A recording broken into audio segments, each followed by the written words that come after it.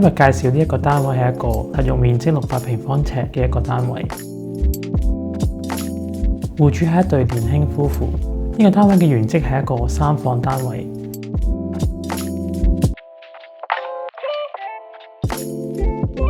但我哋覺得客廳比較窄長，為咗令到客廳比較開揚同埋採光度更高，增加房間嘅靈活性，我哋將其中一幅牆拆咗，形成一個半開放式嘅空間。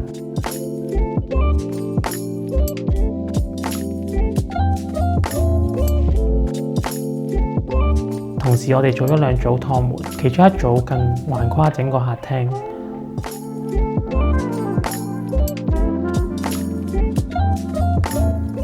讓戶主有需要嘅時候可以揀返一間房出嚟。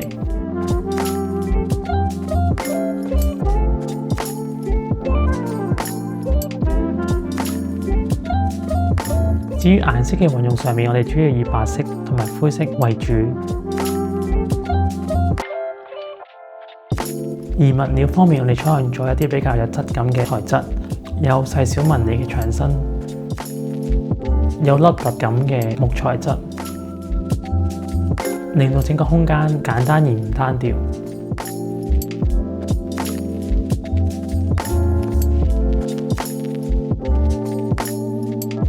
由於客廳嘅右邊有一組大嘅趟門，所以我哋將主要嘅儲物櫃都做咗喺客廳嘅左手邊。同時亦都做咗一啲空間去展示戶主嘅收藏。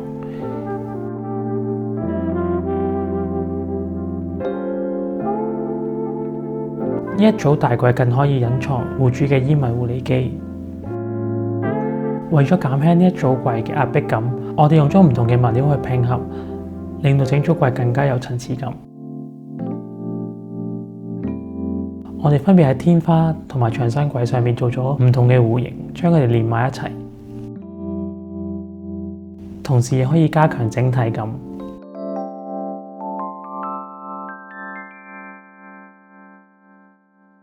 至於喺廳嘅另一邊，我哋都做咗一組隱藏式嘅反床，令到當趟門關上嘅時候，可以形成一間客房。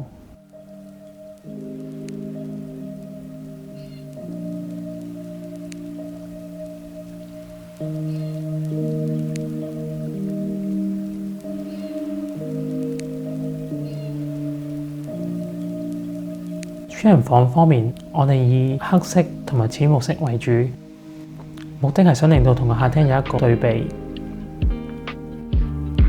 至於衣櫃，則用咗黑色框配以一個特色玻璃。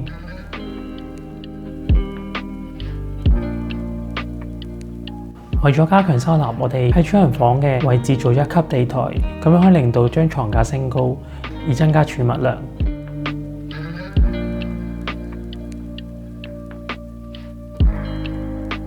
同時，由於睡床比較大，我哋做咗電動油壓床，以方便戶主使用。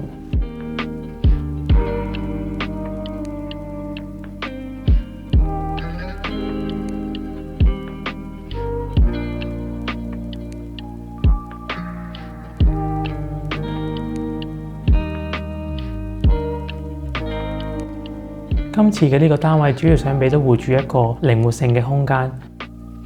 就算戶主將來家庭成員有改變嘅時候，佢都可以透過調整去有一個合適嘅空間。